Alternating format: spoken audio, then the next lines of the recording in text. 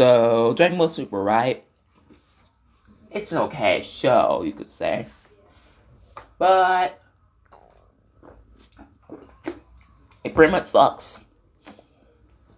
Now, what do you mean by suck? Well, because reason number one, the bullshit. Now, Kale and Caulifla were never given the sense of it. Because I don't blame them as characters. I can agree with YouTubers like Napper, the rental guy, who states the problems.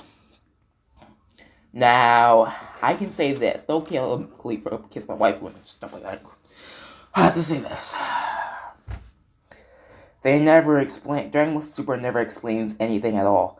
Then, when Kala last Super Saiyan, he started coming up with the thing called the tingling back theory. Oh, how great a back theory. That's retarded. As we know from a long time ago, it's always been rage, anger, or something that's tragic that happens to a Saiyan. That's one of the problems I have with it. Now, problem number two. The bullshit with Saiyans getting harmed by bullets or laser guns. Now I know what you're thinking. Don't Saiyans always get harmed by laser guns? Yes, by a person who can blow up a planet or the entire galaxy or universe. Not a simple weapon.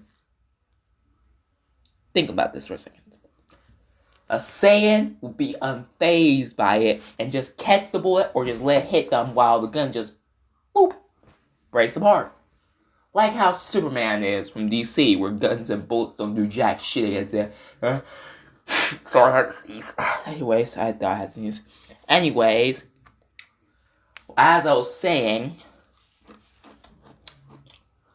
basically, the bullshit. And reason number three. Okay, let me get to two. They always pull these bullshit and they ruin the power scaling. In fact, Dragon Ball Super failed. I swear, if Dragon Ball Super 2 freaking messes up again, I'm gonna be done. Because I'm gonna be tired of that shit. Like, seriously, you can't pull bullshit. Now, reason number three. Excuse me. Oh, God. The way they forget other characters.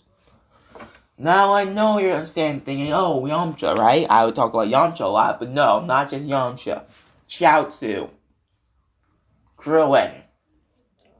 Everyone else, I forget others, but you get what I mean, though. Basically, they forget, and they just don't even forget to I may say no question.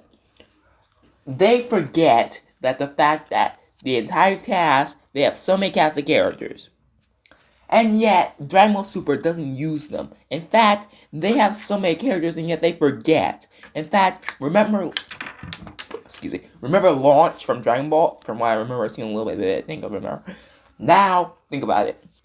They forget Launch and they never once freaking mention her. In fact, they never mention the old fighters. Or better yet, they never mention any tougher race. In fact, this is problem 4 or 5 or whatever. Problem 4 or 5. They forget other races and they never explore the entire universe of Universe 7 and other universes. Let me explain why. The Tuffle race is the main enemy of the Saiyans. In fact, they should be the main villain, like in the movie, like in one of those movies, like how Baby from GT, he was a better villain than anyone in Super. Hell, he's better than Goku Black, who, might I ask, pretty much ripped him off, kind of, in a certain way. Like, for instance, Goku Black pretty much just took Goku's body. Like, Zamasu just took Goku's body by just wishing on a wish. I want you to think that for a second. Now, I know what you're thinking, do I hate Goku Black? No. He's a good concept of a Kaioshin taking someone's body. A Kaioshin, sort of. But still, we never see much of any concept of anything. Like, for instance, we never see any concept of any other new villain. And here's the last thing. Oh my god. The Tournament of Power and how to make Goku a complete moron. Look, I know Goku was never the brightest of the bunch.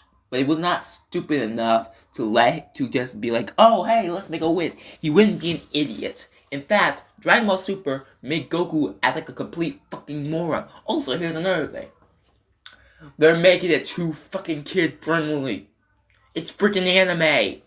In fact, anime are supposed to have blood. But no, they barely show much of it. In fact, that's the other problem.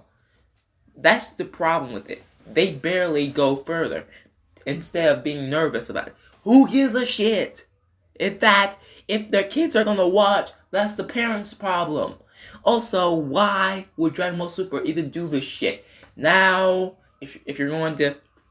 let me tell you the things I like. Now, reason number one. The concept in the tournament power, and I know I said the tournament power has a lot, I still like it. I didn't mean like that. I'm trying to say it has a lot of problems. Now, the Namekians of the tournament power. I like how they're like the only two Namekians who fuse with their entire race. Which makes them beyond Piccolo's strength. And there's also the next one.